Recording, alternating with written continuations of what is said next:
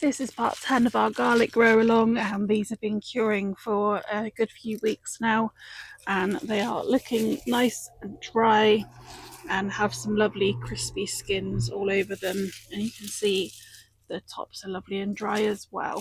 So some of these are going to go into bags like this. These are bags that you can pick up in the supermarket that they sell for produce. They're just the reusable bags after they replace their plastic bags. Some of it we're also going to plait, and I will hold my hands up and say I am definitely not the best person to teach plaiting. So if you want a really pretty one, you might want to check out somebody else's video. When these are ready to pop into an area to store, they're going to continue actually curing. So if you haven't got an area to put them, then you may wish to continue curing them and making sure they are 100% dry for another couple of weeks before you actually put them in anywhere that might be a closed container or anything like that, because they're likely to sweat. What we really need is somewhere that's a little bit breezy, out of any temperature fluctuations. So a shed or an outbuilding or in your kitchen just hung up should be sufficient, as long as you haven't got a radiator just below it. This is going to allow them to continue to cure as the time goes on, and it shouldn't cause any issues with any moulding or any rotting. We spoke about in the very first video, which was a long time ago now, that our hardneck varieties are going to store longer than the softneck varieties. So if you have kept these labelled, you might want to make sure that you use the softneck varieties first and leave the hardneck varieties for a little bit later. We also spoke last time about the varieties that are not covered completely with skin and how these will need to be eaten first, because they're not going to store like your other ones will. So all I'm going to do with these is trim them down, pop them into a separate bag and make sure that I use them first. You could also straight away make garlic butter, garlic powder, you could do honey garlic and things like that in order to get these used immediately and not be storing them and worrying about them. So these are one of the hardneck varieties that I've grown. The first thing I'm going to do is just have a look at them all and check that they're looking nice and healthy. So this one's looking good, and for the hardneck varieties I'm going to cut them off, leaving maybe sort of 2.5 inches on the stalks. That one's looking good as well. If you haven't already cut off the roots at the bottom, then you definitely want to do that now as well.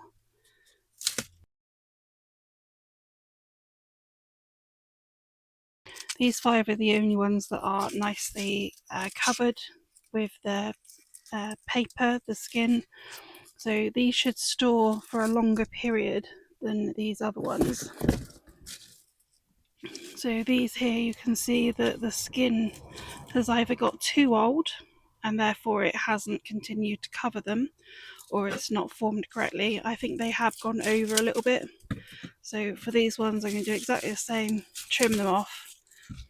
But these ones are going to be eaten sooner rather than later. So for the ones that need using up sooner, I'm going to pop them in a separate net than the others. And then for the ones that are going to be okay to store for longer, these are all going to go in a different net. And then I'm going to pop the name so I know which is which, and then it just is easier to keep them stored like that. And then all these can go on the compost and they'll be fine. These are the softneck variety called Maddox White, and I'm going to do exactly the same, but this time I'm not going to trim them, just because then I can plait them and then they can hang for storage. So I'm going to check which ones are going to be suitable for doing that too. So making sure that they're nice and filled, got some good skins on them. So all those should be fine for plaiting. This one I'm going to put at the very end of the plait. I put my fork into this one as I've harvested it, so it's not going to help it store. So I am going to plait it, but I'm going to put it at the bottom of the plait so I make sure that I use it sooner rather than later. And then for this one that hasn't got the skin all the way round, I could remove these cloves and it looks like they're bulb would then be still enclosed, but I'm just going to pop them in with the hard neck ones that need using sooner rather than later, and just cut off the top again. And then these are the ones that I'm going to plait. As I said, I am not the best person at watching for doing plaits. I've got one son. I haven't practiced plaits a lot, to say the least, but we'll give it a go. So the first thing I do is place them into a bunch of 3. So I've got the damaged one at the bottom to make sure that's used first. And then I'm taking a piece of twine. You don't necessarily need to do this, but I think it's easier to start with the twine at the beginning on those first 3. And then I also use the length of the twine to go up, which will continue to help with the strength of holding this all together as well.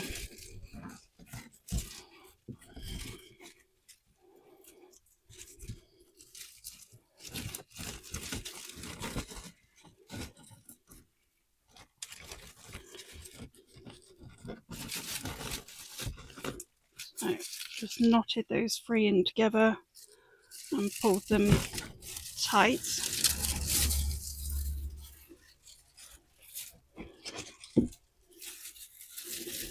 And then just splaying these out, so that string is going to go down the centre stalk currently. And then taking another one in the centre, I'm going to place that centre one there, and then do a plait.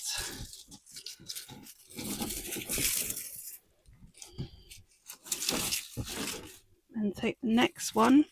I'm going to once again place it in the centre, but now this is a different centre. And then continue to plait that one again. It's going to leave me with this last single stalk, which I'm then going to place the next one in as tight as I can and continue to plait this one. And then we've got one left of this variety. So this last one's going to go in the centre again, which is the one with the string, and then I'm going to continue that plait.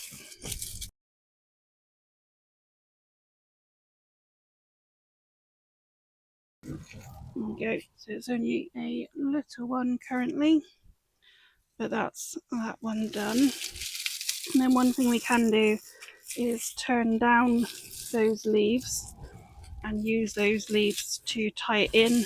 But what I then do instead is take the string, if I can find it, and rather than using the leaves at this point, I'm going to take that string and I'm going to go round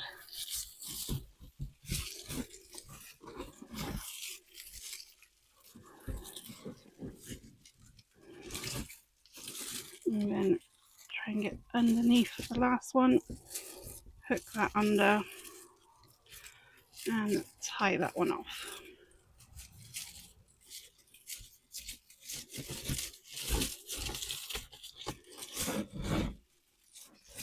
Now I've got the string at the bottom as well, which I'll trim off at the moment. At the moment I just want to get this one tied round and tied off.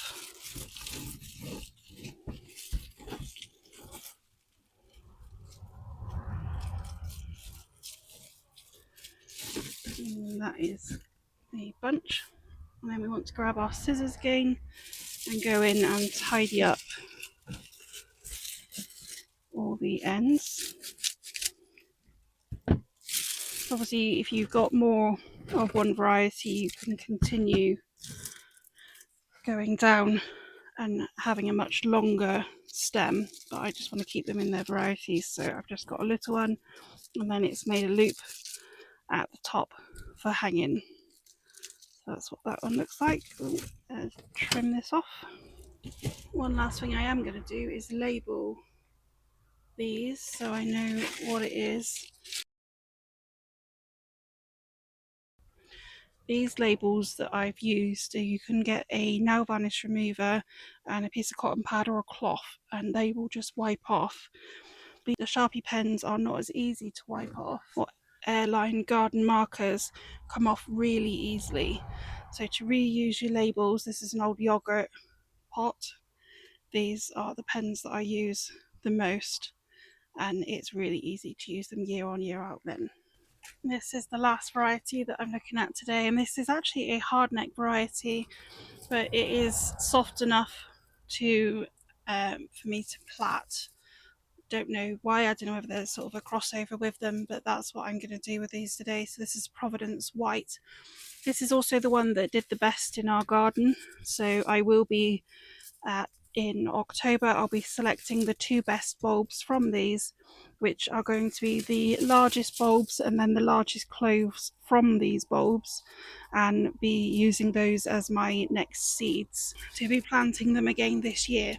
One thing that can also help with is actually your plants getting used to your garden environment and actually thriving, because it's getting used to that and because it's going to be fighting situations that's unique to your garden. So it is a really good idea, if you can and you've got enough, to replant some of the garlic that you've grown, as long as it is grown healthy and strong. There were no issues with pests. If you had a little bit of rust, then that's not really something that would put me off doing this. It's unlikely to be any issue going forward.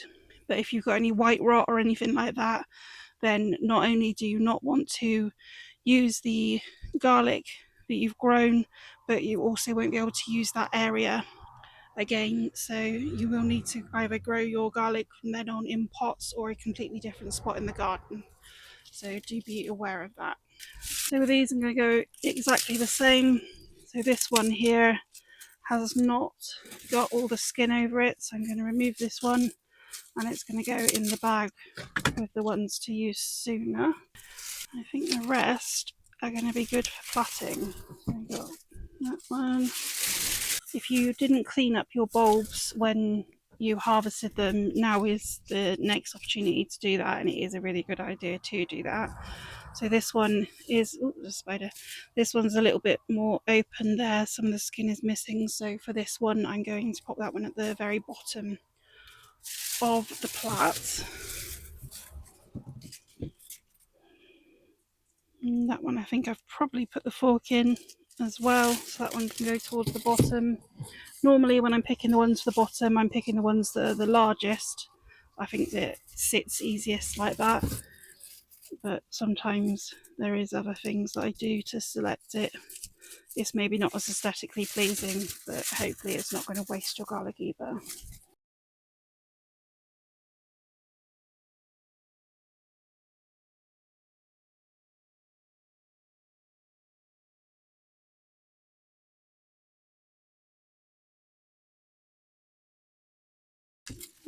Little bug, come on little bug. You could continue this plait all the way up if you wanted to, and then use that to fold over rather than just the loose stems. So I'm going to go with that being the front, and then just turn this over and tie that in. There we go. That's that plait. And then I'm going to go ahead and tidy it up a little bit. There we go. That's one done. And then the very last one that we've got here is the elephant garlic. So once again, I could save some of these cloves and replant them if I wanted to. So this one's just going to go into the bag with the other hardneck varieties for now. So that's all done. So I've got 2 of the garlics all stringed up, and then 2 bags of the hardneck varieties that are going to store for longer, and then the other varieties that need using pretty soon. They're all going to hang in an outbuilding for now. That will continue curing them. But garlic is one of those things that is really easy to be self-sufficient in. So if you haven't grown any this year but you're interested in doing so, then it's definitely worth giving it a go.